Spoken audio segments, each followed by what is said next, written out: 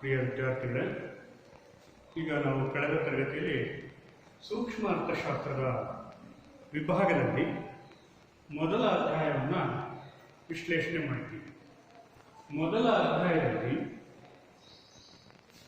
ಅರ್ಥಶಾಸ್ತ್ರದ ಪರಿಚಯದಲ್ಲಿ ನಾವು ಮುಖ್ಯವಾಗಿ ಅರ್ಥಶಾಸ್ತ್ರ ಅಂದರೆ ಏನು ಅನ್ನೋದು ತಿಳ್ಕೊಂಡಿವಿ. ಒಂದು ಸರಳ ಆರ್ಥಿಕತೆ ಹೇಗೆ ಕಾರ್ಯನಿರ್ವಹಿಸುತ್ತದೆ, ಒಂದು ಸರಳ ಆರ್ಥಿಕ ಚಟುವಟಿಕೆಗಳು ಯಾವ ರೀತಿಯಾಗಿ ತಮ್ಮ ಕಾರ್ಯವನ್ನು ನಿರ್ವಹಿಸುತ್ತವೆ ಅನ್ನೋದನ್ನು ತಿಳ್ಕೊಂಡಿದ್ದೀವಿ. ಹಾಗೆಯೇ ಉತ್ಪಾದನಾ ಸಾಧ್ಯತಾ ಗಡಿ ಮತ್ತು ಸದಾವಕಾಶ ವೆಚ್ಚ, ಉತ್ಪಾದನಾ ಸಾಧ್ಯತಾ ರೇಖೆ ಇವೆಲ್ಲವನ್ನು ವಿಶ್ಲೇಷಣೆ ಮಾಡಿದ್ದೀವಿ. ಅನಂತರ ಆರ್ಥಿಕತೆಯ ಕೇಂದ್ರೀಯ ಸಮಸ್ಯೆಗಳು, ಮೂಲಭೂತ ಆರ್ಥಿಕತೆಯ ಕೇಂದ್ರೀಯ ಸಮಸ್ಯೆಗಳನ್ನು ನಾವು ವಿಶ್ಲೇಷಣೆ ಮಾಡಿದ್ದೀವಿ. ಈಗ ಅದರ ಮುಂದುವರೆದ ಭಾಗ ಯಾವುದು? ಅರ್ಥವ್ಯವಸ್ಥೆಯ ವಿಧಗಳು ಅಥವಾ ಅರ್ಥವ್ಯವಸ್ಥೆಯ ಸಂಘಟನಾ ಅಥವಾ ಸಮನ್ವಯತೆ ಅಂತ ಕರೀತಾರೆ. ಪ್ರಪಂಚದ ಎಲ್ಲ ಆರ್ಥಿಕತೆಗಳು ಎಲ್ಲವೂ ಸಹ ಒಂದೇ ರೀತಿಯಾಗಿ ಇರೋದಿಲ್ಲ. ಕೇಂದ್ರೀಯ ಸಮಸ್ಯೆಗಳಿಗೆ, ಆರ್ಥಿಕತೆಯ ಮೂಲಭೂತ ಕೇಂದ್ರೀಯ ಸಮಸ್ಯೆಗಳಿಗೆ ಪ್ರತಿಯೊಂದು ದೇಶವು ತನ್ನದೇ ಆಗಿರ್ತಕ್ಕಂತಹ ಕಾರ್ಯತಂತ್ರಗಳನ್ನು ರೂಢಿಸಿಕೊಂಡಿದ್ದಾವೆ.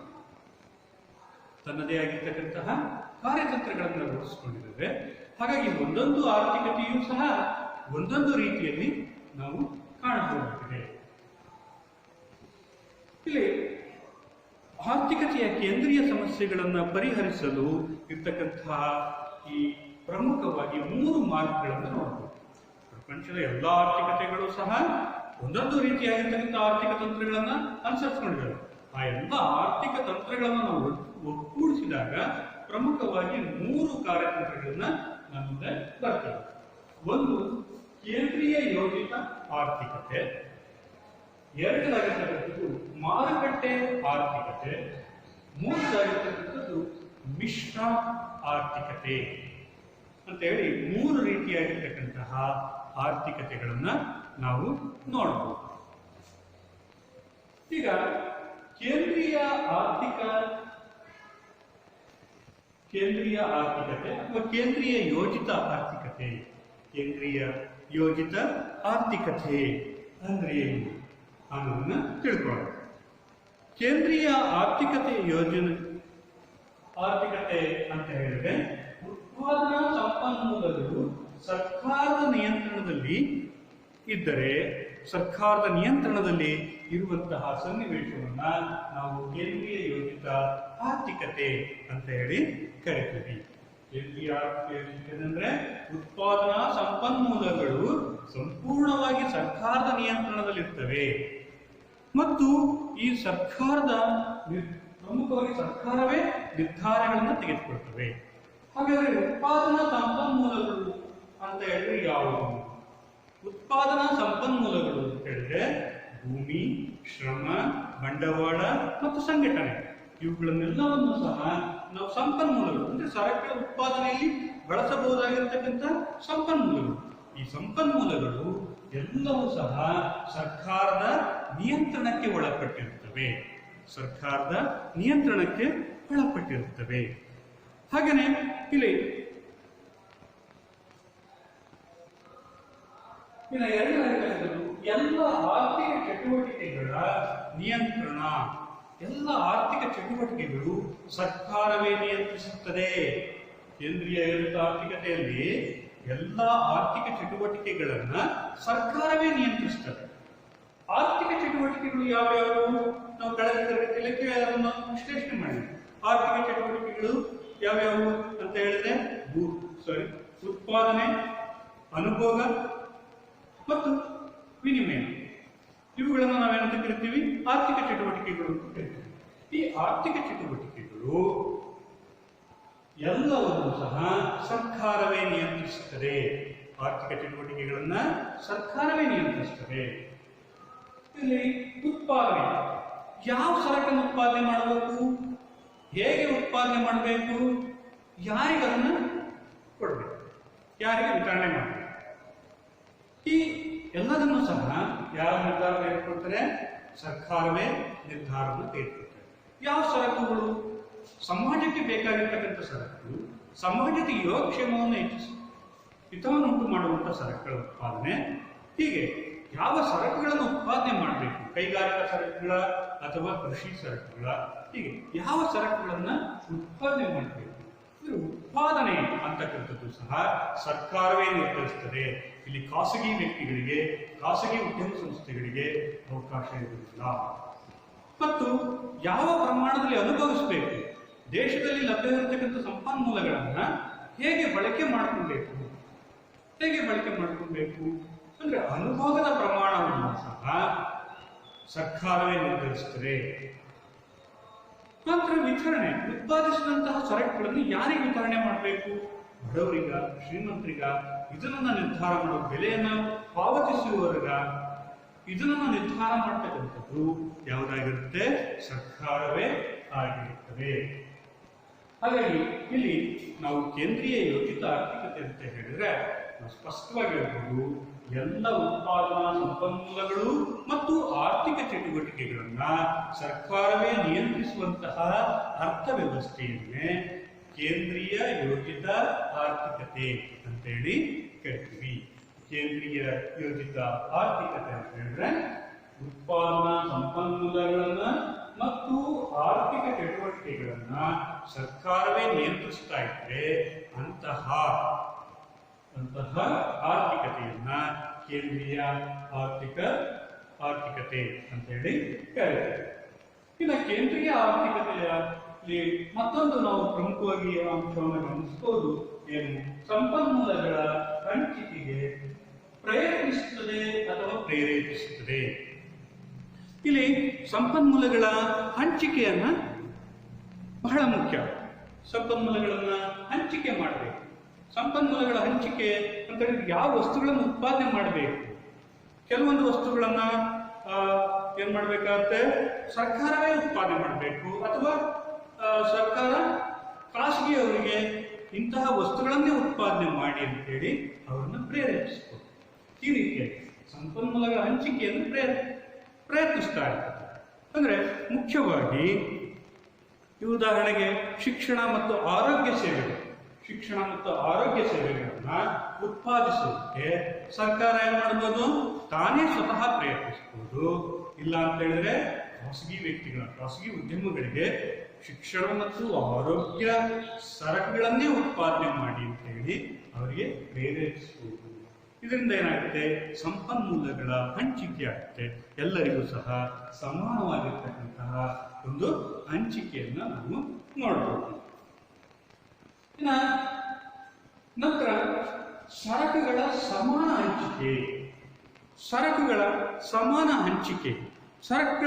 ಹಂಚಿಕೆ ಅಂತ ಹೇಳಿದ್ರೆ ಬಹಳಷ್ಟು ಹೆಚ್ಚು ಜನರು ಕಡಿಮೆ ಪಾಲನ್ನು ದೊರೀತಾ ಇದ್ರೆ, ಅಂತಹ ಸನ್ನಿವೇಶದಲ್ಲಿ ಸರ್ಕಾರ ಏನು ಮಾಡುತ್ತೆ? ಮಧ್ಯಪ್ರವೇಶ ಮಾಡುತ್ತದೆ. ಸರ್ಕಾರ ಮಧ್ಯಪ್ರವೇಶ ಮಾಡಿ ಆ ಸಂಪನ್ಮೂಲಗಳನ್ನ ಸಮಾನವಾಗಿ ಹಂಚಿಕೆ ಮಾಡುತ್ತೆ.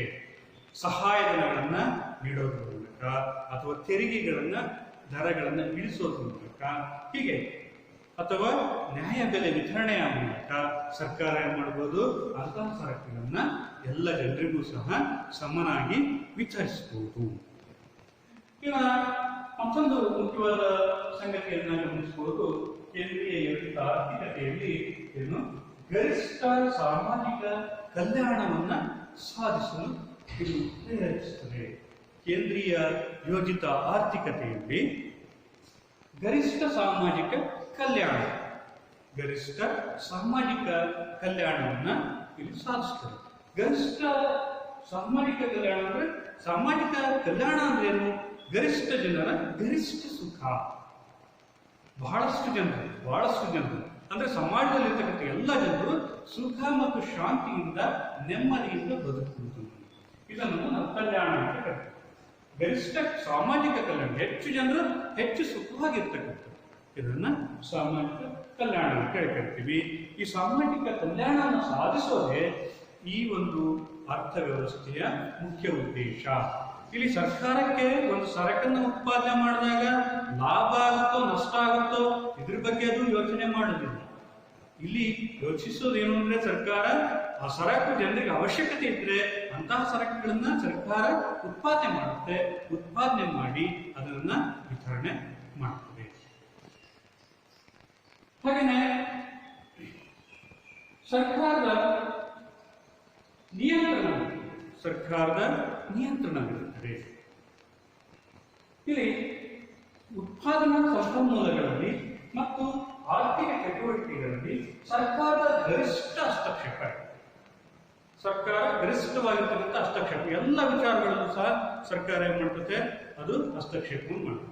ಎಲ್ಲ ವಿಚಾರಗಳನ್ನು ಕೇಳಿದ್ರೆ ಉತ್ಪಾದನೆ, ಯಾವ ಸರಕುಗಳನ್ನು ಉತ್ಪಾದನೆ ಮಾಡಬೇಕು ಅದು ಸರ್ಕಾರವೇ ನಿರ್ಧರಿಸ್ತದೆ.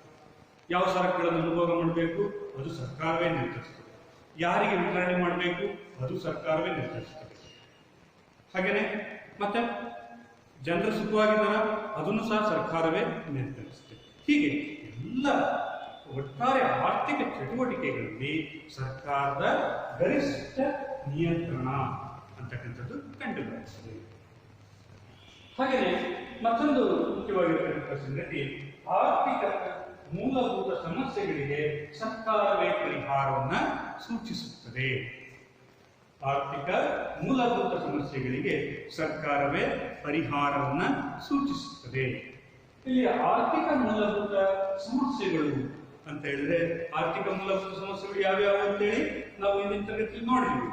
ಏನನ್ನು ಉತ್ಪಾದಿಸಬೇಕು, ಯಾರಿಗಾಗಿ ಉತ್ಪಾದಿಸಬೇಕು ಮತ್ತು ಹೇಗೆ ಉತ್ಪಾದಿಸಬೇಕು, ಇವುಗಳನ್ನ ನಾವೇನು ಹೇಳ್ತೀವಿ ಆರ್ಥಿಕತೆಯ ಮೂಲಭೂತ ಸಮಸ್ಯೆಗಳು ಅಂತ ಹೇಳ್ತೀವಿ.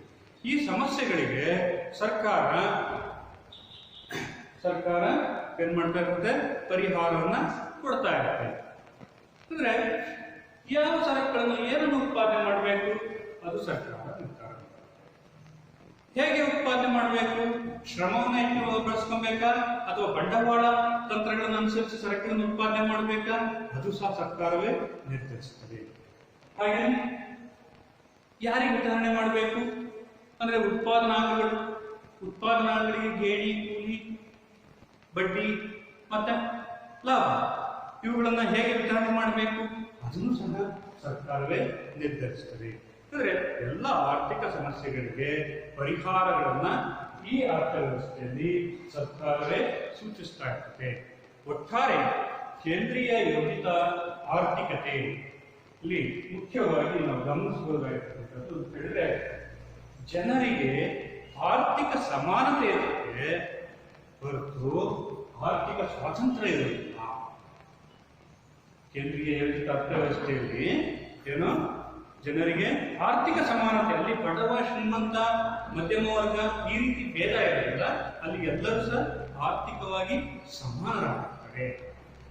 ಹಾಗೇನೆ ಮತ್ತು ಇವರಿಗೆ ಆರ್ಥಿಕ ಸ್ವಾತಂತ್ರ್ಯ ಇಲ್ಲ, ತನಗೆ ಇಷ್ಟ ಬಂದ ಹಾಗೆ ಬದುಕುವಾಗಿಲ್ಲ, ತನಗೆ ಇಚ್ಛಿಸಿದ್ದು ಆಸೆ ಪಟ್ಟಷ್ಟು ವಸ್ತುಗಳನ್ನ ಸರಕುಗಳನ್ನ ತಾನು ಸಂಗ್ರಹಿಸಿಕೊಳ್ಳೋದಕ್ಕೆ ಅವಕಾಶ ಇಲ್ಲ. ಅದನ್ನ ಆರ್ಥಿಕ ಸ್ವಾತಂತ್ರ್ಯಕ್ಕೆ ಈ ಒಂದು ಕೇಂದ್ರೀಯ ಯೋಜಿತ ಅರ್ಥವ್ಯವಸ್ಥೆಯಲ್ಲಿ ಯಾವುದೇ ಕಾರಣಕ್ಕೂ ಸಹ ಸಾಧ್ಯ ಇಲ್ಲ. ಇಷ್ಟು ಕೇಂದ್ರೀಯ ಯೋಜಿತ ಆರ್ಥಿಕತೆ. ಕೇಂದ್ರೀಯ ಯೋಜಿತ ಆರ್ಥಿಕತೆಯ ಬಗ್ಗೆ ಒಂದು ಲಘು ಟಿಪ್ಪಣಿ ಬರೆಯಿರಿ ಅಂತ ಒಂದು ಪ್ರಶ್ನೆ, 4 ಅಂಕದ ಪ್ರಶ್ನೆಯನ್ನ ಸಾಮಾನ್ಯವಾಗಿ ಈ ಅಧ್ಯಾಯದಲ್ಲಿ ಕೇಳ್ತಾ ಇರ್ತಾರೆ. ಕೇಂದ್ರೀಯ ಯೋಜಿತ ಆರ್ಥಿಕತೆಯ ಬಗ್ಗೆ ಲಘು ಟಿಪ್ಪಣಿ ಬರೆಯಿರಿ. ಆಗ ಈ ಒಂದು ವಿಷಯವನ್ನು ನೀವು ವಿವರಿಸಿಕೊಳ್ಬೇಕಾಗುತ್ತೆ. ಸರಿ, ಸುಮಾರು ಇಲ್ಲಿ ಎಷ್ಟು 8 ಮಾಹಿತಿಗಳಿದ್ದಾವೆ, 8 ಅಂಶಗಳಿದ್ದಾವೆ. ಏನು, ಎಲ್ಲ ಉತ್ಪಾದನಾಂಗಗಳು, ಉತ್ಪಾದನಾ ಸಂಪನ್ಮೂಲಗಳು ಸರ್ಕಾರದ ನಿಯಂತ್ರಣದಲ್ಲಿರುತ್ತೆ. ಎರಡನೇದಾಗಿರ್ತಕ್ಕಂಥದ್ದು ಎಲ್ಲ ಆರ್ಥಿಕ ಚಟುವಟಿಕೆಗಳ ನಿಯಂತ್ರಣ ಸರ್ಕಾರವೇ ಕೈಗೊಳ್ತಾ ಇರ್ತದೆ. ಸಂಪನ್ಮೂಲಗಳ ಹಂಚಿಕೆಗೆ ಪ್ರಯತ್ನ ಮತ್ತು ಪ್ರೇರೇಪಿಸುತ್ತದೆ. ಮತ್ತು ಇಲ್ಲಿ ಸರಕುಗಳ ಸಮಾನ ಹಂಚಿಕೆಯಾಗುತ್ತದೆ. ಕೇಂದ್ರೀಯ ಯೋಜಿತ ಆರ್ಥಿಕತೆಯಲ್ಲಿ ಸರಕುಗಳಿಗೆ ಸಮಾನವಾಗಿರತಕ್ಕಂತಹ ಹಂಚಿಕೆಯನ್ನ ನಾವು ನೋಡಬಹುದು. ಹಾಗೇನೆ ಇಲ್ಲಿ ಗರಿಷ್ಠ ಸಾಮಾಜಿಕ ಕಲ್ಯಾಣ ಇರುತ್ತದೆ. ಗರಿಷ್ಠ ಸಾಮಾಜಿಕ ಕಲ್ಯಾಣವನ್ನು ನಾವು ಕಾಣಬಹುದು. ಅಂದ್ರೆ ಗರಿಷ್ಠ ಜನರ ಗರಿಷ್ಠ ಸುಖ ಅಂತ ಹೇಳ್ತೀವಿ. ಗರಿಷ್ಠ ಜನರ ಗರಿಷ್ಠ ಸುಖ ಅಂದ್ರೆ ಎಲ್ಲ ಜನರು ಸಹ ನೆಮ್ಮದಿಯಿಂದ ಬದುಕುವುದು. ಹಾಗೆಯೇ ಗರಿಷ್ಠ ಸರ್ಕಾರ ನಿಯಂತ್ರಣ, ಆರ್ಥಿಕ ಚಟುವಟಿಕೆ ಇರ್ಬೋದು, ಸಂಪನ್ಮೂಲಗಳಿರ್ಬೋದು. ದೇಶದ ಸಂಪನ್ಮೂಲಗಳ ಮೇಲೆ ಮತ್ತು ಆರ್ಥಿಕ ಚಟುವಟಿಕೆಗಳ ಮೇಲೆ ಸರ್ಕಾರ ಸಂಪೂರ್ಣವಾಗಿರ್ತಕ್ಕಂಥ ನಿಯಂತ್ರಣ ಇರುತ್ತೆ. ಅದು ಬಹಳಷ್ಟು ನಿಯಂತ್ರಣವನ್ನು ಹೊಂದಿರುತ್ತದೆ. ಇನ್ನು ಆರ್ಥಿಕ ಮೂಲಭೂತ ಸಮಸ್ಯೆಗಳಿಗೆ ಸರ್ಕಾರವೇ ಪರಿಹಾರವನ್ನು ನೀಡುತ್ತಾ ಇರುತ್ತೆ. ಇನ್ನು ಕೊನೆಯದಾಗಿರ್ತಕ್ಕಂಥದ್ದು ಮತ್ತೊಂದು ಅಂಶ ಅಂತ ಹೇಳಿದ್ರೆ ಆರ್ಥಿಕ ಸಮಾನತೆ ಕಂಡುಬರುತ್ತದೆ. ಕೇಂದ್ರೀಯ ಯೋಜಿತ ಆರ್ಥಿಕತೆಗೆ ಇಲ್ಲಿ ಕಂಡುಬರ್ತಕ್ಕಂಥ ಮುಖ್ಯ ಒಂದು ಸಂಗತಿ ಅಂತ ಹೇಳಿದ್ರೆ ಆರ್ಥಿಕ ಸಮಾನತೆ ಕಂಡುಬರುತ್ತದೆ. ಮತ್ತೆ ಈ ಕೇಂದ್ರೀಯ ಯೋಜಿತ ಆರ್ಥಿಕತೆಗಳಿಗೆ ಉದಾಹರಿಸಬಹುದಾಗಿರ್ತಕ್ಕಂಥ ದೇಶಗಳು ಅಂತ ಹೇಳಿದ್ರೆ ಒಂದು ಇತ್ತೀಚಿನ ಒಂದು ದೇಶ ಅಂತ ಹೇಳಿದ್ರೆ ಮುಖ್ಯವಾಗಿ ಯಾವುದು ಚೀನಾ ದೇಶವನ್ನು ಉದಾಹರಿಸಬಹುದು, ಕ್ಯೂಬಾ ದೇಶವನ್ನು ಉದಾಹರಿಸಬಹುದು. ಹೀಗೆ ಕೆಲವೊಂದು ದೇಶಗಳನ್ನು ನಾವು ಉದಾಹರಿಸಬಹುದು. ಇಷ್ಟು ಕೇಂದ್ರೀಯ ಯೋಜಿತ ಆರ್ಥಿಕತೆ. ಇನ್ನು ಎರಡನೇದಾಗಿರ್ತಕ್ಕಂಥದ್ದು ಮಾರುಕಟ್ಟೆ ಆರ್ಥಿಕತೆ, ಮಾರುಕಟ್ಟೆ ಅರ್ಥವ್ಯವಸ್ಥೆ. ಮಾರುಕಟ್ಟೆ ಅರ್ಥವ್ಯವಸ್ಥೆ ಇಲ್ಲಿ ಮಾರುಕಟ್ಟೆ ಅರ್ಥವ್ಯವಸ್ಥೆಯಲ್ಲಿ ಎಲ್ಲ ಉತ್ಪಾದನಾ ಸಂಪನ್ಮೂಲಗಳು ಮತ್ತು ಆರ್ಥಿಕ ಚಟುವಟಿಕೆಗಳು, ಎಲ್ಲ ಉತ್ಪಾದನಾ ಸಂಪನ್ಮೂಲಗಳು ಮತ್ತು ಆರ್ಥಿಕ ಚಟುವಟಿಕೆಗಳು ಖಾಸಗಿಯವರ ನಿಯಂತ್ರಣಕ್ಕೆ ಒಳಪಟ್ಟಿರುತ್ತವೆ. ಇಂತಹ ಅರ್ಥವ್ಯವಸ್ಥೆಯನ್ನ ಮಾರುಕಟ್ಟೆ ಆಧಾರಿತ ಅರ್ಥವ್ಯವಸ್ಥೆ ಅಂತೇಳಿ ಕರೀತೀವಿ. ಮಾರುಕಟ್ಟೆ ಆಧಾರಿತ ಅರ್ಥವ್ಯವಸ್ಥೆ ಅಂತ ಹೇಳಿದ್ರೆ ಏನು, ಎಲ್ಲ ಉತ್ಪಾದನಾ ಸಂಪನ್ಮೂಲಗಳು ಮತ್ತು ಆರ್ಥಿಕ ಚಟುವಟಿಕೆಗಳು ಖಾಸಗಿಯವರ ಒಡೆತನಕ್ಕೆ ಒಳಪಟ್ಟಿದ್ದರೆ ಅಂತಹ ಅರ್ಥವ್ಯವಸ್ಥೆಗಳನ್ನ ಮಾರುಕಟ್ಟೆ ಅರ್ಥವ್ಯವಸ್ಥೆ ಅಂತ ಹೇಳಿ ಕರಿತೀವಿ. ಇಲ್ಲಿ ಎಲ್ಲ ಆರ್ಥಿಕ ಚಟುವಟಿಕೆಗಳು ಮಾರುಕಟ್ಟೆಯ ಮೂಲಕವೇ ಸಂಘಟಿಸಲ್ಪಡ್ತವೆ. ಸರ್ಕಾರದ ಹಸ್ತಕ್ಷೇಪ ಕನಿಷ್ಠ ಮಟ್ಟದಲ್ಲಿ, ಸರ್ಕಾರ ಹಸ್ತಕ್ಷೇಪ ಬಹಳಷ್ಟು ಕನಿಷ್ಠ ಮಟ್ಟದಲ್ಲಿರುತ್ತದೆ. ಇಲ್ಲಿ ಸರ್ಕಾರದ ಹಸ್ತಕ್ಷೇಪ ಸಾಮಾನ್ಯವಾಗಿರೋದಿಲ್ಲ, ಅದು ಕನಿಷ್ಠ ಮಟ್ಟದಲ್ಲಿ ಕೇವಲ ರಕ್ಷಣೆ ಅಥವಾ ತೆರಿಗೆ ಹಾಕೋದು ಇಂಥ ವಿಚಾರಗಳಲ್ಲಿ ಮಾತ್ರ ಸರ್ಕಾರದ ಹಸ್ತಕ್ಷೇಪ ಇರುತ್ತೆ ಹೊರತು ಉಳಿದಂತೆ ಸಂಪನ್ಮೂಲಗಳ ಮೇಲಾಗಿರಲಿ ಅಥವಾ ಆರ್ಥಿಕ ಚಟುವಟಿಕೆಗಳ ಮೇಲೂ ಆಗಿರಲಿ ಇಲ್ಲಿ ಯಾವುದೇ ರೀತಿಯಾಗಿರ್ತಕ್ಕಂತಹ ನಿಯಂತ್ರಣಗಳು ಇರೋದಿಲ್ಲ. ಅದೆಲ್ಲದನ್ನು ಸಹ ಯಾರಿಗೆ ಕೊಟ್ಟಿರ್ತಾರೆ, ಖಾಸಗಿ ಉದ್ಯಮ ಸಂಸ್ಥೆಗಳಿಗೆ ಕೊಟ್ಟಿರ್ತಾರೆ. ಇಂತಹ ಅರ್ಥವ್ಯವಸ್ಥೆನ ನಾವು ಮಾರುಕಟ್ಟೆ ಆಧಾರಿತ ಅರ್ಥವ್ಯವಸ್ಥೆ ಅಂತ ಹೇಳ್ತೀವಿ. ಹಾಗಾದ್ರೆ ಮಾರುಕಟ್ಟೆ ಅಂದ್ರೆ ಏನು? ಮಾರುಕಟ್ಟೆ ಅಂದ್ರೆ ಏನು? ಮಾರುಕಟ್ಟೆ ಅಂತ ಹೇಳಿದ್ರೆ ಕೊಂಡುಕೊಳ್ಳುವವರು ಮತ್ತು ಮಾರುವವರು, ಕೊಂಡುಕೊಳ್ಳುವವರು ಮತ್ತು ಮಾರುವವರು ಪ್ರತ್ಯಕ್ಷವಾಗಿ ಹಾಗೂ ಅಥವಾ ಪರೋಕ್ಷವಾಗಿ ಸಂಪರ್ಕಿಸುವ ಒಂದು ವ್ಯವಸ್ಥೆಯನ್ನ ನಾವು ಮಾರುಕಟ್ಟೆ ಅಂತ ಕರಿತೀವಿ. ಮಾರುಕಟ್ಟೆ ಅಂತ ಹೇಳಿದ್ರೆ ಏನು, ಕೊಂಡುಕೊಳ್ಳೋರು ಇರಬೇಕು, ಮಾರುವವರು ಇರಬೇಕು. ವಸ್ತುವನ್ನ ಕೊಂಡುಕೊಳ್ಳೋರು, ವಸ್ತುವನ್ನು ಮಾರುವರು, ಮತ್ತು ಅವರು ಪ್ರತ್ಯಕ್ಷವಾಗಿ ಆದರೂ ಸಂಪರ್ಕ ಸಾಧಿಸಬಹುದು ಅಥವಾ ಪರೋಕ್ಷವಾಗಿ ಆದರೂ ಸಂಪರ್ಕವನ್ನು ಸಾಧಿಸಬಹುದು. ಈ ರೀತಿಯಾಗಿರ್ತಕ್ಕಂತಹ ವ್ಯವಸ್ಥೆಯನ್ನು ನಾವು ಏನಂತ ಕರಿತೀವಿ, ಮಾರುಕಟ್ಟೆ.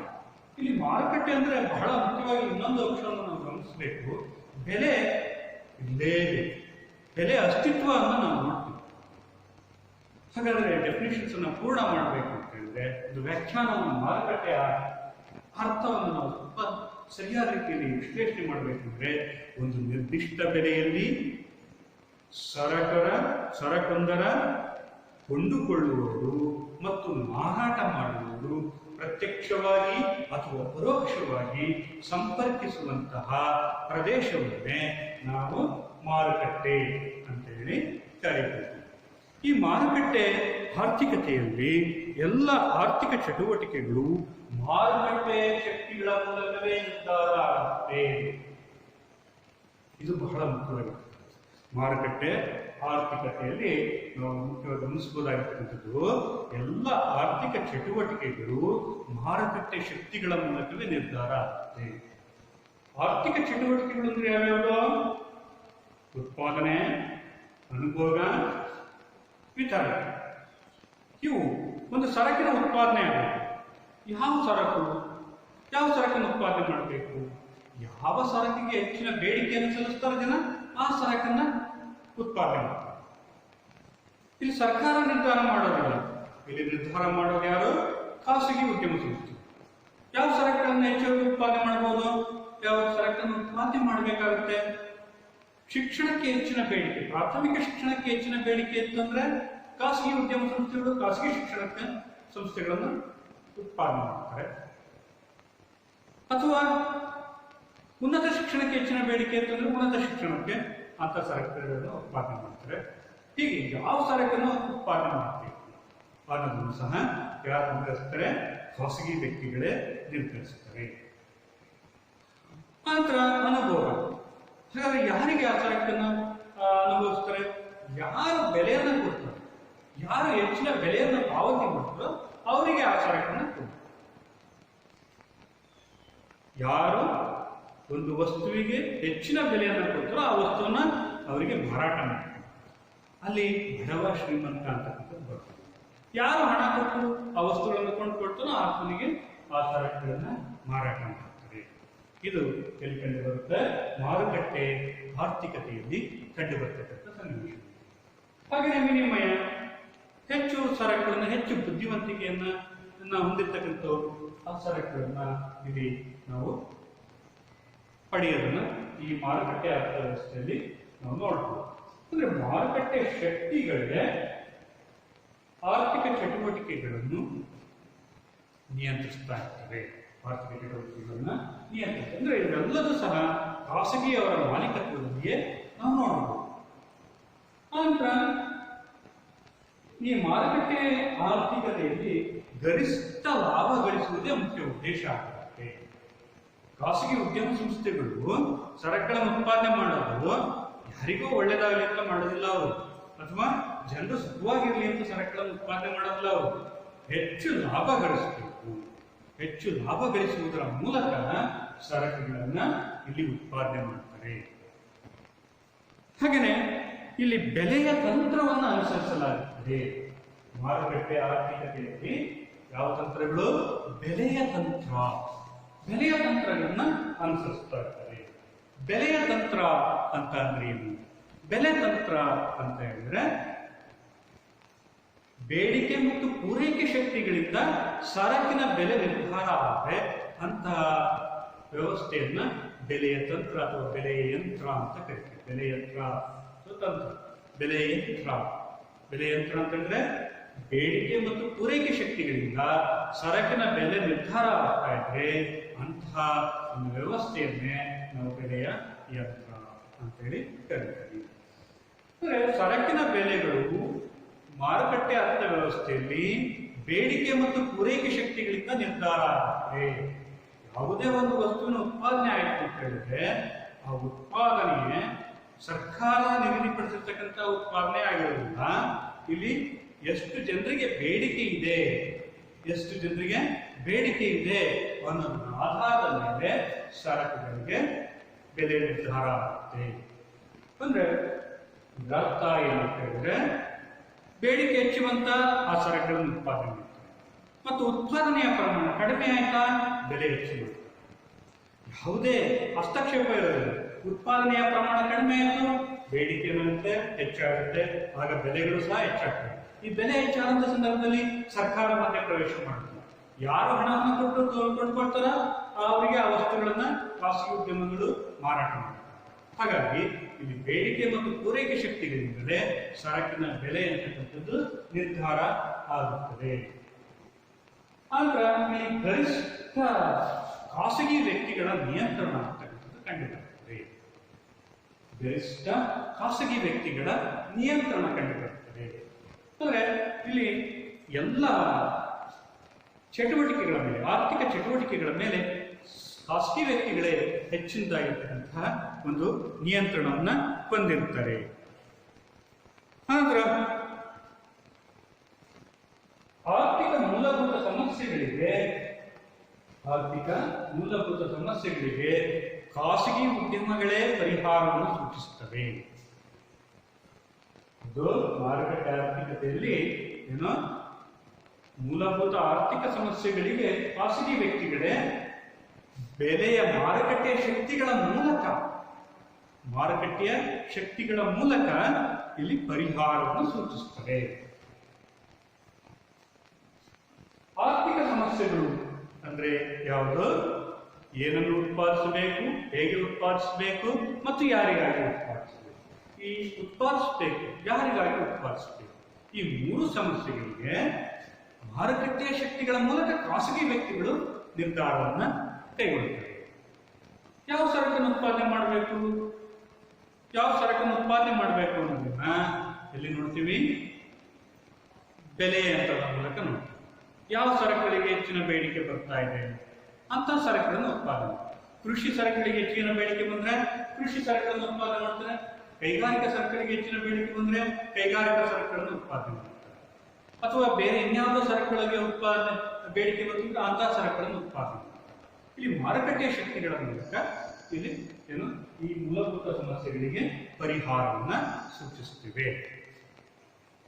ಹಾಗೆಯೇ ಇದರ ಒಂದು ಮುಖ್ಯವಾಗಿ ಗಮನಿಸಬಹುದಾಗಿರ್ತಕ್ಕಂಥ ಅಂಶಗಳು, ಸಂಪನ್ಮೂಲಗಳು ಅಸಮಾನವಾಗಿ ಹಂಚಲ್ಪಟ್ಟಿರುತ್ತವೆ. ಮಾರುಕಟ್ಟೆ ಅರ್ಥವ್ಯವಸ್ಥೆಯಲ್ಲಿ ಸಂಪನ್ಮೂಲಗಳು ಅಸಮಾನವಾಗಿ ಹಂಚಲ್ಪಟ್ಟಿರುತ್ತವೆ. ಅಸಮಾನತೆ ಅಂತಕ್ಕಂಥದ್ದು ಎದ್ದು ಕಂಡು ಬರ್ತಾ ಇರ್ತದೆ. ಯಾಕೆ ಅಂತ ಹೇಳಿದ್ರೆ ಇಲ್ಲಿ ಆದಾಯವನ್ನ ಗಳಿಸ್ಕೊಂಡಿರ್ತಕ್ಕಂಥವರು ಅವರು ಸರಕುಗಳನ್ನು ಪಡಿತಾರೆ. ಆದಾಯ ಕಡಿಮೆ ಇದ್ದವರು ಅವರಿಗೆ ಯಾವುದೇ ವಸ್ತುಗಳು ಲಭ್ಯ ಆಗ್ತಿಲ್ಲ. ಇಲ್ಲಿ ಸರ್ಕಾರ ಮಧ್ಯಪ್ರವೇಶ ಮಾಡಿ ಆದಾಯ ಕಡಿಮೆ ಇರ್ತಕ್ಕಂಥವ್ರಿಗೆ ಅಂಥ ಸರಕುಗಳನ್ನು ಹಂಚಿಕೆ ಮಾಡೋದಿಲ್ಲ, ಅಥವಾ ಸಹಾಯಧನಗಳನ್ನು ಕೊಡೋದಿಲ್ಲ, ಅಥವಾ ತೆರಿಗೆಯನ್ನ ಕಡಿಮೆ ಮಾಡೋದಿಲ್ಲ. ಇಲ್ಲೆಲ್ಲವೂ ಸಹ ಎಲ್ಲಿ ನಿರ್ಧಾರ ಆಗ್ತದೆ? ಮಾರುಕಟ್ಟೆಯಲ್ಲಿ ನಿರ್ಧಾರ ಆಗುತ್ತೆ. ಹಾಗಾಗಿ ಇಲ್ಲಿ ನಾವು ಸಂಪತ್ತು ಅಥವಾ ಸರಕುಗಳು ಅಸಮಾನವಾಗಿ ಹಂಚಲ್ಪಟ್ಟಿರ್ತವೆ. ಯಾರು ಹೆಚ್ಚು ಬೆಲೆಯನ್ನ ಪಾವತಿಸ್ತಾರೋ ಅಂತಹವರಿಗೆ ಸರಕುಗಳು ಲಭ್ಯ ಆಗ್ತವೆ. ಹಾಗಾಗಿ ಇಲ್ಲಿ ಸರಕುಗಳ ಅಸಮಾನತೆ ಅಥವಾ ಸಂಪತ್ತಿನ ಅಸಮಾನತೆ ಕಂಡುಬರುತ್ತದೆ. ಹಾಗೆಯೇ ಇಲ್ಲಿ ಮುಖ್ಯವಾಗಿ ನಾವು ಗಮನಿಸಬಹುದಾಗಿರ್ತಕ್ಕಂಥದ್ದು ಅಂತ ಹೇಳಿದ್ರೆ ಆರ್ಥಿಕ ಸಮಾನತೆ ಇರೋದಿಲ್ಲ. ಕೇಂದ್ರೀಯ ಮಾರುಕಟ್ಟೆ ಆರ್ಥಿಕತೆಯಲ್ಲಿ ಆರ್ಥಿಕ ಸಮಾನತೆ ಅಂತಕ್ಕಂಥದ್ದು ಕಂಡು ಬರುತ್ತಿಲ್ಲ. ಆರ್ಥಿಕ ಸ್ವಾತಂತ್ರ್ಯವಿರುತ್ತದೆ. ಹಾಗಾಗಿ ಈ ಆರ್ಥಿಕ ಸ್ವಾತಂತ್ರ್ಯವನ್ನು ಹೊಂದಿರ್ತದೆ. ಯಾರು ಎಷ್ಟು ಪ್ರಮಾಣದ ಸರಕುಗಳನ್ನಾದರೂ ತಗೊಂಡು, ಯಾರು ಎಷ್ಟೇ ವೈಭವವಾಗಿ ಅದು ವಿಲಾಸಿ ಜೀವನವನ್ನ ನಡೆಸಬಹುದು. ಯಾರಿಗೆ ಸಾಮರ್ಥ್ಯ ಇರುತ್ತೋ ಅವ್ರು ಹೆಚ್ಚು ಸಂಪಾದನೆಯನ್ನ ಮಾಡಬಹುದು, ಹೆಚ್ಚು ಸಂಪತ್ತನ್ನ ಕ್ರೋಢೀಕರಿಸಬಹುದು. ಹಾಗಾಗಿ ಇಲ್ಲಿಗೆ ಆರ್ಥಿಕ ಸ್ವಾತಂತ್ರ್ಯ ಇರ್ತದೆ. ಅವ್ರಿಗೆ ಅಷ್ಟೇ ಹೇಗೆ ಬದುಕಬೇಕು, ಅವ್ರ ಐಷಾರಾಮಿ ಜೀವನ ಮಾಡಬೇಕಾ, ಅದನ್ನ ಅವ್ರ ಸಂಪಾದನೆಯೇ ನಿರ್ಧಾರ ಮಾಡುತ್ತೆ. ಹಾಗಾಗಿ ಇಲ್ಲಿ ಆರ್ಥಿಕ ಸ್ವಾತಂತ್ರ್ಯತೆ ಅಂತಕ್ಕಂಥದ್ದು ಕಂಡು ಬರುತ್ತೆ ಹೊರತು ಆರ್ಥಿಕ ಸಮಾನತೆ ಅಂತಕ್ಕಂಥದ್ದು ಕಂಡು ಬರುವುದಿಲ್ಲ. ಇಷ್ಟು ಮಾರುಕಟ್ಟೆ ಆರ್ಥಿಕತೆಯ ಬಗ್ಗೆ ವಿಶ್ಲೇಷಣೆ. ಮಾರುಕಟ್ಟೆ ಆರ್ಥಿಕ ವ್ಯವಸ್ಥೆಯ ಬಗ್ಗೆ ಒಂದು ಲಘು ಟಿಪ್ಪಣಿ ಬರೆಯಿರಿ ಅಂತ ಹೇಳಿ 4 ಅಂಕದ ಪ್ರಶ್ನೆಯನ್ನ ಕೇಳ್ತಾರೆ. 4 ಅಂಕದ ಪ್ರಶ್ನೆ ಇದು ಏನು? ಮಾರುಕಟ್ಟೆ ಅರ್ಥವ್ಯವಸ್ಥೆಯ ಬಗ್ಗೆ ಲಘು ಟಿಪ್ಪಣಿ ಬರೆಯಿರಿ. ಮಾರುಕಟ್ಟೆ ಅರ್ಥವ್ಯವಸ್ಥೆ ಅಂದ್ರೆ ಏನು ಅನ್ನೋದನ್ನ ನಾವು ನೋಡಿದ್ವಿ. ಏನು? ಉತ್ಪಾದನಾ ಸಂಪನ್ಮೂಲಗಳು ಮತ್ತು ಆರ್ಥಿಕ ಚಟುವಟಿಕೆಗಳು ಖಾಸಗಿ ಒಡೆತನದ ಹೊಂದಿದ್ದರೆ ಅಂತಹ ಅರ್ಥವ್ಯವಸ್ಥೆಯನ್ನ ಅಂತ ಕರಿತೀವಿ ಮಾರುಕಟ್ಟೆ ಅರ್ಥವ್ಯವಸ್ಥೆ ಅಂತ ಹೇಳಿ ಕರಿತೀವಿ. ಹಾಗೇನೆ ನಂತರ ಮತ್ತೊಂದು ಪ್ರಮುಖವಾಗಿರ್ತಕ್ಕಂತಹ ಸಂಗತಿ ಅಂತ ಹೇಳಿದ್ರೆ ಮೂರನೇದಾಗಿರ್ತಕ್ಕಂಥದ್ದು ಮಿಶ್ರ ಅರ್ಥವ್ಯವಸ್ಥೆ. ಮಿಶ್ರ ಅರ್ಥವ್ಯವಸ್ಥೆ ವಾಸ್ತವವಾಗಿ ಎಲ್ಲ ರಾಷ್ಟ್ರಗಳು ಸಹ ಮಿಶ್ರ ಅರ್ಥವ್ಯವಸ್ಥೆಯನ್ನೇ ಹೊಂದಿವೆ. ಇದು 1 ಅಂಕದ ಪ್ರಶ್ನೆ. ಬಹಳ ಸರಳವಾಗಿರ್ತಕ್ಕಂಥದ್ದು. ಏನು 1 ಅಂಕದ ಪ್ರಶ್ನೆ? ಏನು ಬಿಟ್ಟ ಸ್ಥಳಗಳಿಗೆ ಇದನ್ನು ಕೇಳಿದರೆ ವಾಸ್ತವವಾಗಿ ಎಲ್ಲ ಆರ್ಥಿಕತೆಗಳು ಡ್ಯಾಶ್ ಆರ್ಥಿಕತೆಗಳಾಗಿವೆ ಅಂತ ಒಂದು ಪ್ರಶ್ನೆ ಕೇಳ್ತಾರೆ. ಒಂದು ಅಂಕದ ಖಾಲಿ ಬಿಟ್ಟ ಸ್ಥಳಗಳಿಗೆ ವಾಸ್ತವವಾಗಿ ಎಲ್ಲ ಆರ್ಥಿಕತೆಗಳು ಡ್ಯಾಶ್ ಆರ್ಥಿಕತೆಗಳಾಗಿವೆ ಅಂತ ಕೇಳ್ತಾರೆ. ಅವಾಗ ಏನಿರುತ್ತೆ ಮಿಶ್ರ ಆರ್ಥಿಕತೆಗಳಾಗಿವೆ. ಮಿಶ್ರ ಆರ್ಥಿಕತೆಯಲ್ಲಿ ಹೇಳಿದ್ರೆ ಇಲ್ಲಿ ಉತ್ಪಾದನಾ ಸಂಪನ್ಮೂಲಗಳು ಮತ್ತು ಆರ್ಥಿಕ ಚಟುವಟಿಕೆಗಳು ಖಾಸಗಿ ಮತ್ತು ಸರ್ಕಾರದ ನಿಯಂತ್ರಣದಲ್ಲಿರ್ತಕ್ಕಂತಹ ಅರ್ಥವ್ಯವಸ್ಥೆಯನ್ನ ಮಿಶ್ರ ಅರ್ಥವ್ಯವಸ್ಥೆ ಅಂತೇಳಿ ಕರೀತಾರೆ. ಮಿಶ್ರ ಅರ್ಥವ್ಯವಸ್ಥೆ ಅಂತ ಹೇಳಿದ್ರೆ ಏನು? ಉತ್ಪಾದನಾ ಸಂಪನ್ಮೂಲಗಳು ಮತ್ತು ಆರ್ಥಿಕ ಚಟುವಟಿಕೆಗಳು ಸರ್ಕಾರ ಮತ್ತು ಖಾಸಗಿ ಅವರ ಒಡೆತನದಲ್ಲಿದ್ದರೆ ಅಂತಹ ಅರ್ಥವ್ಯವಸ್ಥೆಯನ್ನ ಮಿಶ್ರ ಅರ್ಥವ್ಯವಸ್ಥೆ ಅಂತ ಹೇಳಿ ಕರಿತೀವಿ. ಹಾಗೆಯೇ ಈ ಮಿಶ್ರ ಅರ್ಥವ್ಯವಸ್ಥೆಯಲ್ಲಿ ಸರ್ಕಾರ ಸಾಮಾಜಿಕ ಕಲ್ಯಾಣವನ್ನು ಸಾಧಿಸೋದಕ್ಕೆ ಪ್ರಯತ್ನಿಸ್ತಾ ಇರುತ್ತೆ. ಆದರೆ ಖಾಸಗಿಯವರು ಗರಿಷ್ಠ ಲಾಭವನ್ನ ಪಡೆಯಲು ಪ್ರಯತ್ನಿಸ್ತಾ ಇರ್ತಾರೆ. ಇಲ್ಲಿ ಸರ್ಕಾರ ಏನ್ ಮಾಡ್ತದೆ? ಬಡವರ ಸಂರಕ್ಷಣೆ ಮಾಡ್ತಾರೆ. ಬಡವರಿಗಾಗಿ ಅನೇಕ ರೀತಿಯ ಸಹಾಯಗಳನ್ನು, ಧನ ಸಹಾಯಧನಗಳನ್ನು ನೀಡ್ತಕ್ಕಂಥದ್ದು, ನ್ಯಾಯಬೆಲೆ ನೀಡೋದ್ರ ಮೂಲಕ ಪಡಿತರಗಳನ್ನು ನೀಡ್ತಕ್ಕಂಥದ್ದು, ಹಾಗೆಯೇ ತೆರಿಗೆ ರಿಯಾಯಿತಿ, ಬಡವರಿಗಾಗಿ ತೆರಿಗೆ ರಿಯಾಯಿತಿಗಳನ್ನ ಘೋಷಣೆ ಮಾಡ್ತಾ ಇರ್ತಕ್ಕಂಥದ್ದು. ಹೀಗೆ ಸರ್ಕಾರ ಜನಸಾಮಾನ್ಯರ ಪರವಾಗಿ ಗರಿಷ್ಠ ಸಾಮಾಜಿಕ ಕಲ್ಯಾಣವನ್ನು ಸಾಧಿಸಲು ಪ್ರಯತ್ನಿಸ್ತಾ ಇದ್ರೆ, ಖಾಸಗಿ ಉದ್ಯಮ ಸಂಸ್ಥೆಗಳು ಅವ್ರೇನ್ ಮಾಡ್ತಾ ಇರ್ತಾರೆ? ಹೆಚ್ಚು ಲಾಭವನ್ನ ಪಡೆಯೋದಕ್ಕೆ ಪ್ರಯತ್ನಿಸ್ತಾ ಇರ್ತಾರೆ. ಇವು ಎಲ್ಲಿ ಕಂಡು ಬರುತ್ತೆ? ಮಿಶ್ರ ಅರ್ಥವ್ಯವಸ್ಥೆಯಲ್ಲಿ ಕಂಡು ಬರುತ್ತದೆ. ಹಾಗೆಯೇ ಮಿಶ್ರ ಅರ್ಥವ್ಯವಸ್ಥೆಯಲ್ಲಿ ಆರ್ಥಿಕ ಸಮಾನತೆ ಮತ್ತು ಸ್ವಾತಂತ್ರ್ಯವಿರುತ್ತದೆ. ಆರ್ಥಿಕ ಸಮಾನತೆಯೂ ಕಂಡು ಬರ್ತದೆ ಮತ್ತು ಆರ್ಥಿಕ ಸ್ವಾತಂತ್ರ್ಯನೂ ಸಹ ಕಂಡು ಬರ್ತಾ ಇರ್ತದೆ. ಆರ್ಥಿಕ ಸಮಾನತೆ ಅಂತ ಹೇಳಿದ್ರೆ ಸಂಪನ್ಮೂಲಗಳು ಸಮಾನವಾಗಿ ಹಂಚಿಕೆ ಮಾಡೋದಕ್ಕೆ ಸರ್ಕಾರ ಪ್ರಯತ್ನಿಸ್ತಾ ಇರ್ತದೆ ಮತ್ತು ಖಾಸಗಿ ಉದ್ಯಮ ಸಂಸ್ಥೆಗಳು ಅಥವಾ ಉತ್ಪಾದಕರು ಅವರು ಬೇಕಾಗಿರ್ತಕ್ಕಂಥ ವಸ್ತುಗಳನ್ನು ಉತ್ಪಾದನೆ ಮಾಡೋದಕ್ಕೆ, ಅವರಿಗೆ ಬೇಕಾಗಿರ್ತಕ್ಕಂಥ ವಸ್ತುಗಳನ್ನ ಕೊಂಡ್ಕೊಳ್ಳೋದಕ್ಕೆ ಮುಕ್ತವಾಗಿರ್ತಕ್ಕಂಥ ಸ್ವಾತಂತ್ರ್ಯವನ್ನು ಸಹ ನಾವು ನೋಡಬಹುದು. ಹಾಗಾಗಿ ಮಿಶ್ರ ಆರ್ಥಿಕತೆಯಲ್ಲಿ ಆರ್ಥಿಕ ಸಮಾನತೆ ಮತ್ತು ಸ್ವಾತಂತ್ರ್ಯ ಅಂತಕ್ಕಂಥದ್ದು ಕಂಡು ಬರ್ತಾ ಇದೆ. ಇನ್ನು ಈ ಮೂರು ಸಹ ಏನು? ಒಂದು ಕೇಂದ್ರೀಯ ಯೋಜಿತ ಆರ್ಥಿಕತೆ, ಎರಡು ಮಾರುಕಟ್ಟೆ ಆರ್ಥಿಕತೆ, ಮೂರು ಮಿಶ್ರ ಆರ್ಥಿಕತೆ. ಇವು ಏನದು? ಆರ್ಥಿಕತೆಯ ಕೇಂದ್ರೀಯ ಸಮಸ್ಯೆಗಳಿಗೆ ಪರಿಹಾರವನ್ನು ಸೂಚಿಸಲು ಇರ್ತಕ್ಕಂತಹ ಮಾರ್ಗಗಳು, ಪರಿಹಾರ ಸೂಚಿಸುವಂತಹ ಮಾರ್ಗಗಳು ಅಂತೇಳಿ ನಾವು ನೋಡಬಹುದು. ಮುಂದಿನ ಪರಿಕಲ್ಪನೆ ವಾಸ್ತವಿಕ ಮತ್ತು ಮಾದರಿ ಅರ್ಥಶಾಸ್ತ್ರ. ವಾಸ್ತವಿಕ ಮತ್ತು ಮಾದರಿ ಅರ್ಥಶಾಸ್ತ್ರ. ಆರ್ಥಿಕವಾಗಿರ್ತಕ್ಕಂತಹ ಕಾರ್ಯತಂತ್ರಗಳು, ಆರ್ಥಿಕ ಕಾರ್ಯತಂತ್ರಗಳು ಹೇಗೆ ಕಾರ್ಯನಿರ್ವಹಿಸ್ತಾ ಇದ್ದಾವೆ ಎಂಬುದನ್ನ ವಿಶ್ಲೇಷಣೆ ಮಾಡೋದಕ್ಕೆ ಅರ್ಥಶಾಸ್ತ್ರಜ್ಞರು ಎರಡು ಮಾರ್ಗಗಳನ್ನು ಕಂಡುಕೊಂಡರು. ಒಂದು ವಾಸ್ತವಿಕ ಅರ್ಥಶಾಸ್ತ್ರ, ಮತ್ತೊಂದು ಮಾದರಿ ಅರ್ಥಶಾಸ್ತ್ರ. ವಾಸ್ತವಿಕ ಅರ್ಥಶಾಸ್ತ್ರ ಮತ್ತು ಮಾದರಿ ಅರ್ಥಶಾಸ್ತ್ರ. ಇತ್ತೀಚೆಗೆ ನಾವು ಅನೇಕ ಪುಸ್ತಕಗಳನ್ನು ನೋಡಿದ ಹಾಗೆ ಏನು ಅರ್ಥಶಾಸ್ತ್ರ ಒಂದು ವಿಜ್ಞಾನವೇ, ಹಾಗಾದರೆ ಅರ್ಥಶಾಸ್ತ್ರ ಮಾದರಿ ವಿಜ್ಞಾನವೇ ಅಥವಾ ವಾಸ್ತವಿಕ ವಿಜ್ಞಾನವೇ, ಹೀಗೆ ಅದರ ಮೇಲೆ ಒಂದು ಚರ್ಚೆಗಳು ನಡೀತಾ ಇರ್ತವೆ. ಆದರೆ ನಿಮ್ಮ ಪಠ್ಯಕ್ರಮಕ್ಕೆ ಸಂಬಂಧಪಟ್ಟಂತೆ ನಾವು ಇಲ್ಲಿ ಕೇವಲ ಯಾವುದಕ್ಕೆ ವಿಶ್ಲೇಷಣೆ ಮಾಡ್ತಾ ಇದ್ದೀವಿ, ಆರ್ಥಿಕ ಸಮಸ್ಯೆಗಳು ಅಥವಾ ಆರ್ಥಿಕ ಕಾರ್ಯತಂತ್ರಗಳು ಹೇಗೆ ಕಾರ್ಯನಿರ್ವಹಿಸ್ತವೆ ಅದನ್ನ ವಾಸ್ತವಿಕ ಅರ್ಥಶಾಸ್ತ್ರ ಮತ್ತು ಮಾದರಿ ಅರ್ಥಶಾಸ್ತ್ರದಲ್ಲಿ ಹೇಗೆ ವಿಶ್ಲೇಷಣೆ ನಡೆಸ್ತೀವಿ ಅನ್ನೋದನ್ನ ನಾವು ನೋಡೋಣ. ಈಗ ಮೊದಲನೇದಾಗಿರ್ತಕ್ಕಂಥದ್ದು ವಾಸ್ತವಿಕ ಅರ್ಥಶಾಸ್ತ್ರ.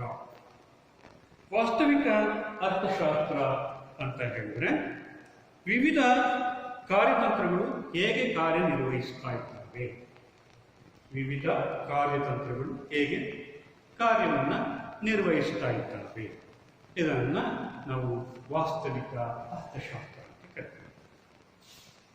ವಿವಿಧ ಆರ್ಥಿಕ ಕಾರ್ಯತಂತ್ರಗಳು ಅಂತ ಹೇಳಿದ್ರೆ ಯಾವ್ಯಾವು?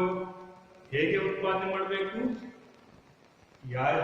ಏನನ್ನು ಉತ್ಪಾದನೆ ಮಾಡಬೇಕು, ಯಾರಿಗಾಗಿ ಉತ್ಪಾದನೆ ಮಾಡಬೇಕು, ಇವುಗಳು ಯಾವ ರೀತಿಯಾಗಿರ್ತಕ್ಕಂತಹ ಕಾರ್ಯವನ್ನು ನಿರ್ವಹಿಸ್ತಾ ಇದ್ದಾವೆ ಅನ್ನೋದನ್ನ ವಿಶ್ಲೇಷಣೆ ಮಾಡೋದನ್ನ ನಾವು ವಾಸ್ತವಿಕ ಅರ್ಥಶಾಸ್ತ್ರ ಅಂತೇಳಿ ಕರಿತೀವಿ. ಈ ವಾಸ್ತವಿಕ ಅರ್ಥಶಾಸ್ತ್ರವನ್ನ ವೈಜ್ಞಾನಿಕ ವಿಧಾನ, ವೈಜ್ಞಾನಿಕ ವಿಶ್ಲೇಷಣೆ ಅಂತಲೂ ಸಹ ಕರಿತೀವಿ. ವೈಜ್ಞಾನಿಕವಾಗಿರ್ತಕ್ಕಂಥ ವಿಶ್ಲೇಷಣೆ ಅನ್ನೋದನ್ನು ಸಹ ನಾವು ಕರಿತೀವಿ. ಇಲ್ಲಿ ವೈಜ್ಞಾನಿಕವಾಗಿ ವಿಶ್ಲೇಷಣೆಯನ್ನು ನಡೆಸ್ತೀವಿ. ಈ ಉದಾಹರಣೆಗೆ ನಾವೊಂದು ಉದಾಹರಣೆ ತಗೊಂಡು ಹೇಳೋದಾದ್ರೆ, ಅರ್ಥವ್ಯವಸ್ಥೆಯಲ್ಲಿ ಬಡ್ಡಿಯ ದರಗಳು ಹೇಗೆ ನಿರ್ಧಾರ ಆಗ್ತಾ ಇದ್ದಾವೆ ಅನ್ನೋದನ್ನ ನಾವು ಇಲ್ಲಿ ವಾಸ್ತವಿಕ ಅರ್ಥಶಾಸ್ತ್ರದಲ್ಲಿ ವಿಶ್ಲೇಷಣೆ. ಹೇಗೆ ಬಡ್ಡಿ ದರಗಳು ನಿರ್ಧಾರ ಆಗ್ತವೆ? ಹೆಚ್ಚಿನ ಹಣಕ್ಕೆ ಬೇಡಿಕೆ ಬಂತು, ಹೆಚ್ಚಿನ ಒಂದು ಸಾಲಕ್ಕೆ ಬೇಡಿಕೆ ಬಂತು ಅಂದ್ರೆ ಬಡ್ಡಿ ದರಗಳೇನಾಗ್ತವೆ? ಹೆಚ್ಚಾಗ್ತವೆ. ಹಾಗೆಯೇ ಸಾಲಕ್ಕೆ ಬೇಡಿಕೆ ಕಡಿಮೆ ಆಯಿತು ಅಂತ ಹೇಳಿದ್ರೆ ಬಡ್ಡಿ ದರಗಳು ಕಡಿಮೆ ಆಗ್ತವೆ. ಅಂದ್ರೆ ಬಡ್ಡಿ ದರಗಳು ಹೇಗೆ ನಿರ್ಧಾರ ಆಗ್ತವೆ ಅನ್ನೋದನ್ನ ಯಾವ ಹೇಳುತ್ತೆ? ವಾಸ್ತವಿಕ ಅರ್ಥಶಾಸ್ತ್ರ ವಿಶ್ಲೇಷಣೆ ಮಾಡುತ್ತೆ. ಅಂದ್ರೆ ಇದ್ದದ್ದನ್ನ ಇದ್ದ ಹಾಗೆ ವಿಶ್ಲೇಷಣೆ ಮಾಡುತ್ತದೆ.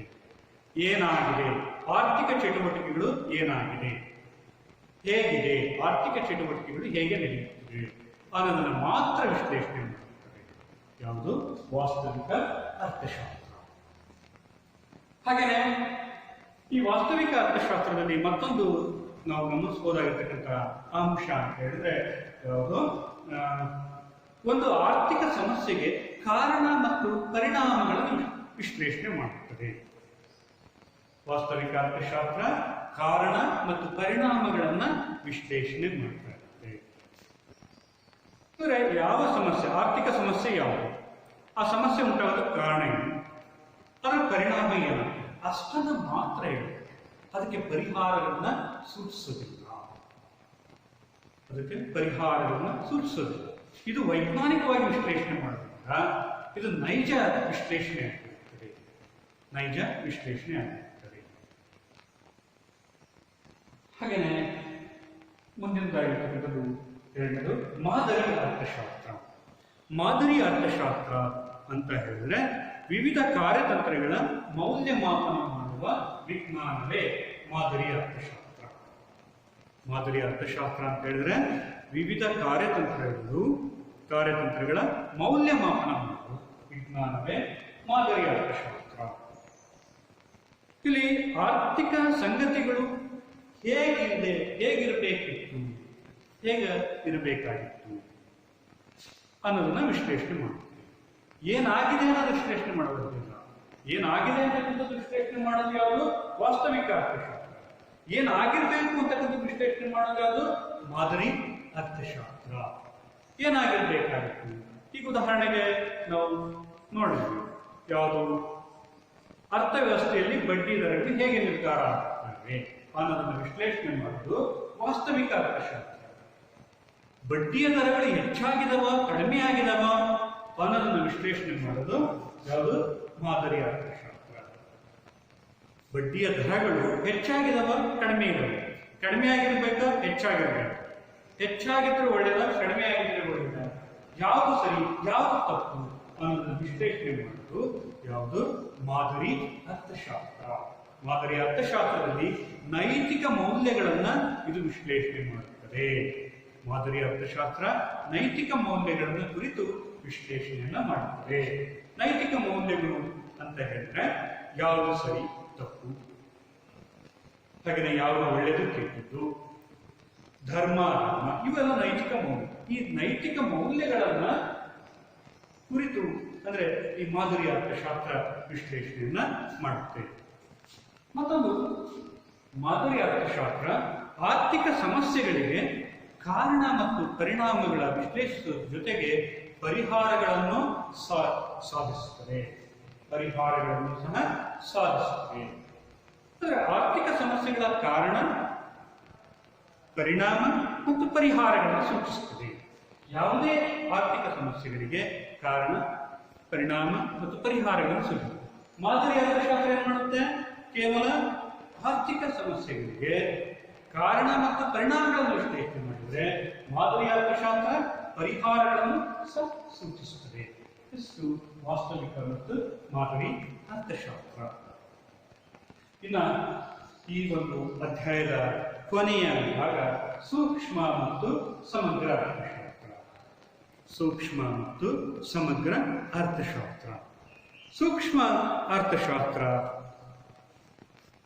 ನೋಡಿ, ಅರ್ಥಶಾಸ್ತ್ರ ಅಂತಕ್ಕಂಥದ್ದು ಇತ್ತೀಚೆಗೆ ಬೆಳವಣಿಗೆಯನ್ನು ಹೊಂದಿದ್ರೂ ಸಹ ಇದರ ಅಧ್ಯಯನದ ವ್ಯಾಪ್ತಿ ವಿಶಾಲವಾಗಿದೆ.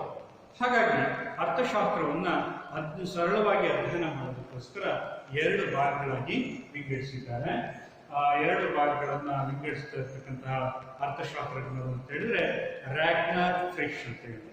ರಾಗ್ನರ್ ಫ್ರಿಶ್ ಅಂತಕ್ಕಂಥವರು 1920ರಲ್ಲಿ ಸೂಕ್ಷ್ಮ ಮತ್ತು ಸಮಗ್ರ ಅರ್ಥಶಾಸ್ತ್ರದ ಪದ ಬಳಕೆಯನ್ನು ಮೊದಲ ಬಾರಿಗೆ ಬಳಸುತ್ತಾರೆ. ಹಾಗಾದರೆ ಸೂಕ್ಷ್ಮ ಅರ್ಥಶಾಸ್ತ್ರ ಅಂದ್ರೇನು, ಸಮಗ್ರ ಅರ್ಥಶಾಸ್ತ್ರ ಅಂದ್ರೇನು ಅನ್ನೋದನ್ನ ವಿಶ್ಲೇಷಣೆ ಮಾಡೋಣ. ಸೂಕ್ಷ್ಮ ಅರ್ಥಶಾಸ್ತ್ರ ಅಂತ ಹೇಳಿದ್ರೆ ಆರ್ಥಿಕತೆಯ ಸಣ್ಣ ಸಣ್ಣ ಘಟಕಗಳನ್ನು ಕುರಿತು ಅಧ್ಯಯನ ಮಾಡೋದೇ ಸೂಕ್ಷ್ಮ ಅರ್ಥಶಾಸ್ತ್ರ. ಸೂಕ್ಷ್ಮ ಅರ್ಥಶಾಸ್ತ್ರ ಅಂತ ಹೇಳಿದ್ರೆ ಆರ್ಥಿಕತೆಯ ಸಣ್ಣ ಸಣ್ಣ ಘಟಕಗಳನ್ನು ಕುರಿತು ಅಧ್ಯಯನ ಮಾಡೋದೇ ಸೂಕ್ಷ್ಮ ಅರ್ಥಶಾಸ್ತ್ರ. ಅಂದ್ರೆ ಆರ್ಥಿಕತೆಯ ವೈಯಕ್ತಿಕ ಆರ್ಥಿಕ ಪ್ರತಿನಿಧಿಗಳನ್ನ ಇದು ವೈಜ್ಞಾನಿಕವಾಗಿ ಅಧ್ಯಯನ ಮಾಡುತ್ತದೆ. ಸೂಕ್ಷ್ಮ ಅರ್ಥಶಾಸ್ತ್ರ ಅಂತಕ್ಕಂಥದ್ದು ಆರ್ಥಿಕತೆಯ ವೈಯಕ್ತಿಕ ಆರ್ಥಿಕ ಪ್ರತಿನಿಧಿಗಳನ್ನ ಕುರಿತು ವೈಜ್ಞಾನಿಕವಾಗಿ ವಿಶ್ಲೇಷಣೆ ಮಾಡುವುದೇ ಸೂಕ್ಷ್ಮ ಅರ್ಥಶಾಸ್ತ್ರ ಅಂತ ಹೇಳಿ ಕರೀತೀವಿ.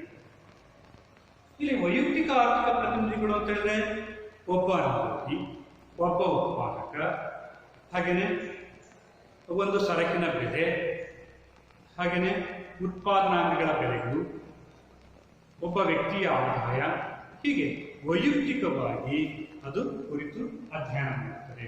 ಒಂದು ಸರಕಿನಲ್ಲಿರುವ ಬೇಡಿಕೆ, ಒಂದು ಸರಕಿನ ಪೂರೈಕೆಯ ಪ್ರಮಾಣ, ಒಂದು ಸರಕಿನ ಬೆಲೆ ನಿರ್ಧಾರ ಹೇಗಾಗುತ್ತೆ, ಒಬ್ಬ ವ್ಯಕ್ತಿಯ ಆದಾಯ ಹೇಗಿದೆ, ಹಾಗೆಯೇ ಒಂದು ಉದ್ಯಮ ಘಟಕದ ಉತ್ಪಾದನೆಯ ಪ್ರಮಾಣ ಹೇಗಿದೆ, ಅದು ಲಾಭದ ಪ್ರಮಾಣ ಹೇಗಿದೆ, ಇದು ಒಂದು ಉದ್ಯಮ ಘಟಕದ ಒಬ್ಬ ವ್ಯಕ್ತಿಯ ಒಬ್ಬ ಪೂರೈಕೆದಾರನ ಹೀಗೆ ವೈಯಕ್ತಿಕವಾಗಿರ್ತಕ್ಕಂತಹ ಆರ್ಥಿಕ ಪ್ರತಿನಿಧಿಗಳನ್ನು ಕುರಿತು ಅಧ್ಯಯನ ಮಾಡುವುದೇ ಸೂಕ್ಷ್ಮ ಅರ್ಥಶಾಸ್ತ್ರ ಅಂತೇಳಿ ಕರಿತೀವಿ. ಈ ಸೂಕ್ಷ್ಮ ಅರ್ಥಶಾಸ್ತ್ರದಲ್ಲಿ ಮುಖ್ಯವಾಗಿ ನಾವು ಅನುಭೋಗಿಯ ವರ್ತನೆಯನ್ನು ವಿಶ್ಲೇಷಣೆ ಮಾಡ್ತೀವಿ, ಉತ್ಪಾದನಾ ಸಿದ್ಧಾಂತವನ್ನು ವಿಶ್ಲೇಷಣೆ ಮಾಡ್ತೀವಿ, ಹಾಗೇನೆ ಮಾರುಕಟ್ಟೆಗಳನ್ನು ವಿಶ್ಲೇಷಣೆ ಮಾಡ್ತೀವಿ, ಮತ್ತೆ ಉತ್ಪಾದನಾಂಗಗಳ ಬೆಲೆಗಳು ಹೇಗೆ ನಿರ್ಧಾರ ಆಗ್ತದೆ. ಉತ್ಪಾದನಾಂಗ ಅಂತ ಹೇಳಿದ್ರೆ ಭೂಮಿ, ಶ್ರಮ, ಬಂಡವಾಳ ಮತ್ತು ಸಂಘಟನೆ, ಇವುಗಳ ಬೆಲೆಗಳು ಹೇಗೆ ನಿರ್ಧಾರ ಆಗುತ್ತೆ.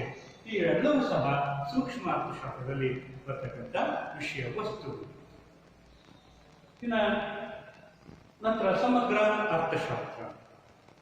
ಸಮಗ್ರ ಅರ್ಥಶಾಸ್ತ್ರ ಅಂತ ಹೇಳಿದ್ರೆ ಇಡೀ ಆರ್ಥಿಕತೆಯ ಸರಾಸರಿ ಅಧ್ಯಯನವನ್ನೇ ನಾವು ಸಮಗ್ರ ಅರ್ಥಶಾಸ್ತ್ರ ಅಂತ ಹೇಳಿ ಕರಿತೀವಿ. ಸಮಗ್ರ ಅರ್ಥಶಾಸ್ತ್ರ ಅಂತ ಹೇಳಿದ್ರೆ ಅರ್ಥವ್ಯವಸ್ಥೆಯ ಸರಾಸರಿ ಅಧ್ಯಯನ, ಸಮಗ್ರವಾಗಿರ್ತಕ್ಕಂತಹ ಅಧ್ಯಯನವನ್ನ ಸಮಗ್ರ ಅರ್ಥಶಾಸ್ತ್ರ ಅಂತ ಹೇಳಿ ಹೇಳ್ತೀವಿ.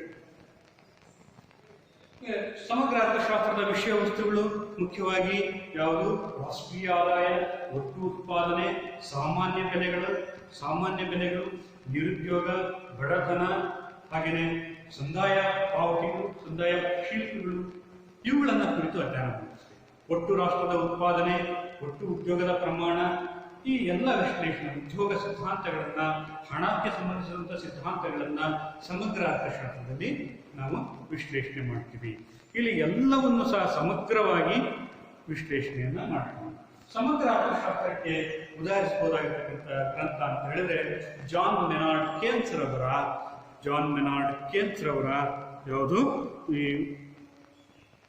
ಉದ್ಯೋಗ, ಬಡ್ಡಿ ಮತ್ತು ಹಣದ ಸಾರ್ವತ್ರಿಕ ಸಿದ್ಧಾಂತ ಅಂತ ಹೇಳಿ ಸಮಗ್ರ ಅರ್ಥಶಾಸ್ತ್ರಕ್ಕೆ ಉದಾಹರಿಸಬಹುದಾಗಿರ್ತಕ್ಕಂಥ ಗ್ರಂಥ ಯಾವುದು? ಉದ್ಯೋಗ, ಬಡ್ಡಿ ಮತ್ತು ಹಣದ ಸಾರ್ವತ್ರಿಕ ಸಿದ್ಧಾಂತ. ಇದನ್ನ ರಚಿಸಿರ್ತಕ್ಕಂಥವರು ಜಾನ್ ಮೆನಾರ್ಡ್ ಕೇನ್ಸ್. ವಿದ್ಯಾರ್ಥಿಗಳೇ, ಇಷ್ಟು ಏನು ಮೊದಲ ಅಧ್ಯಾಯದಲ್ಲಿ ಬರ್ತಕ್ಕಂಥ ವಿಷಯ ವಸ್ತುಗಳು. ಮೊದಲ ಅಧ್ಯಾಯದಲ್ಲಿ ನಾವು ಬಹಳ ಮುಖ್ಯವಾಗಿರ್ತಕ್ಕಂಥದ್ದು ಮತ್ತು ಸರಳವಾಗಿರ್ತಕ್ಕಂಥ ಒಂದು ಅಧ್ಯಾಯವನ್ನು ನಾವು ನೋಡಬಹುದು. ಈ ಒಂದು ಅಧ್ಯಾಯದ ಮೇಲೆ ನಿಮಗೆ ಸರಿಸುಮಾರು 7 ರಿಂದ 8 ಅಂಕದ ಪ್ರಶ್ನೆಗಳನ್ನು ಕೇಳ್ತಾರೆ. ಹಾಗಾಗಿ ಇಲ್ಲಿ ಬಹಳ ಸರಳವಾಗಿ ಬರಬಹುದು ಮತ್ತು ವಿಷಯ ವಸ್ತುಗಳು ಸಹ ಸಂಕ್ಷಿಪ್ತವಾಗಿರ್ತಕ್ಕಂಥದ್ದು ಮತ್ತು ಸರಳವಾಗಿ ನೆನಪಲ್ಲಿ ಇಟ್ಕೊಬಹುದಾಗಿರ್ತಕ್ಕಂತಹ ಒಂದು ಅಧ್ಯಾಯ. ಇದರಲ್ಲಿ ಈಗಿನ ಅಧ್ಯಾಯದ ವಿಶ್ಲೇಷಣೆಯಲ್ಲಿ ಕೇಂದ್ರೀಯ ಯೋಜಿತ ಆರ್ಥಿಕತೆಯ ಬಗ್ಗೆ ಒಂದು ಲಘು ಟಿಪ್ಪಣಿ ಬರೆಯಿರಿ. ಇದು 4 ಅಂಕದ ಪ್ರಶ್ನೆ ಓದು ಮತ್ತು 2 ಅಂಕದ ಪ್ರಶ್ನೆ ಓದು, 1 ಅಂಕದ ಪ್ರಶ್ನೆ ಓದು. ಏನು ಕೇಂದ್ರೀಯ ಯೋಜಿತ ಆರ್ಥಿಕತೆ ಅಂದ್ರೆ ಏನು ಅಂತೇಳಿ 1 ಅಂಕದ ಪ್ರಶ್ನೆಗೆ ಕೇಳ್ತಾರೆ. 1 ಅಂಕದ ಪ್ರಶ್ನೆಗೆ ಏನು ಕೇಂದ್ರೀಯ ಯೋಜಿತ ಆರ್ಥಿಕತೆ ಎಂದರೆ ಏನೆಂದು ಅರ್ಥೈಸುವಿರಿ? ಎಷ್ಟು 3ನೇ ಪ್ರಶ್ನೆ 1 ಅಂಕದ ಪ್ರಶ್ನೆಯಲ್ಲಿ ಕೇಳ್ತಾರೆ. ಮತ್ತೆ ಮಾರುಕಟ್ಟೆ ಆರ್ಥಿಕತೆ ಅಂದ್ರೆ ಏನು ಅಂತಕ್ಕಂಥದ್ದು ಸಹ 1 ಅಂಕದ ಪ್ರಶ್ನೆಗೆ ಕೇಳಿದ್ದಾರೆ. ಮತ್ತೆ ನೋಡಿ, ಇಲ್ಲಿ 1 ಅಂಕದ ಪ್ರಶ್ನೆಗೆ ಮತ್ತೊಂದು ಕೇಳಿದರೆ ಸೂಕ್ಷ್ಮ ಅರ್ಥಶಾಸ್ತ್ರ ಅಂದ್ರೆ ಏನು? ಸೂಕ್ಷ್ಮ ಅರ್ಥಶಾಸ್ತ್ರ ಅಂತ ಹೇಳಿದ್ರೆ ಆರ್ಥಿಕತೆಯ ವೈಯಕ್ತಿಕ ಪ್ರತಿನಿಧಿಗಳನ್ನ ಕುರಿತು ವೈಜ್ಞಾನಿಕವಾಗಿ ವಿಶ್ಲೇಷಣೆ ಮಾಡೋದನ್ನೇ ಸೂಕ್ಷ್ಮ ಅರ್ಥಶಾಸ್ತ್ರ ಅಂತ ಹೇಳ್ತಿರ್ತೀವಿ. ಮತ್ತು ವಾಸ್ತವಿಕ ಅರ್ಥಶಾಸ್ತ್ರ ಅಂದ್ರೆ ಏನು? ವಾಸ್ತವಿಕ ಅರ್ಥಶಾಸ್ತ್ರ ಅಂದ್ರೆ ಏನು ಅಂತ ಮತ್ತೊಂದು ಪ್ರಶ್ನೆಯನ್ನು ಕೇಳಿದರೆ ಮಾದರಿ ಅರ್ಥಶಾಸ್ತ್ರ ಅಂದ್ರೆ ಏನು? ಇವೇ ಮತ್ತೆ ರಿಪೀಟ್ ಆಗಿರೋ 2 ಅಂಕದ ಪ್ರಶ್ನೆಗಳಿದೆ. ಏನು ನೋಡಿ, ಸೂಕ್ಷ್ಮ ಮತ್ತು ಸಮಗ್ರ ಅರ್ಥಶಾಸ್ತ್ರದ ನಡುವಿನ ವ್ಯತ್ಯಾಸವನ್ನ ಬರೆಯಿರಿ ಅಂತ ಹೇಳಿ ಮತ್ತೊಂದು ಪ್ರಶ್ನೆಯನ್ನ ಕೇಳಿದರೆ. ಹಾಗೆಯೇ ವಾಸ್ತವಿಕ ಮತ್ತು ಮಾದರಿ ಅರ್ಥಶಾಸ್ತ್ರದ ನಡುವಿನ ವ್ಯತ್ಯಾಸವನ್ನು ಬರೆಯಿರಿ. ಅಂದ್ರೆ 1 ಮಾರ್ಕ್ಸಿನ ಪ್ರಶ್ನೆನೂ ಇರ್ತದೆ, 2 ಮಾರ್ಕ್ಸಿನ ಪ್ರಶ್ನೆ ಆಗಲೇ ಇರ್ತದೆ. ಹಾಗಾಗಿ ಈ ಇವತ್ತಿನ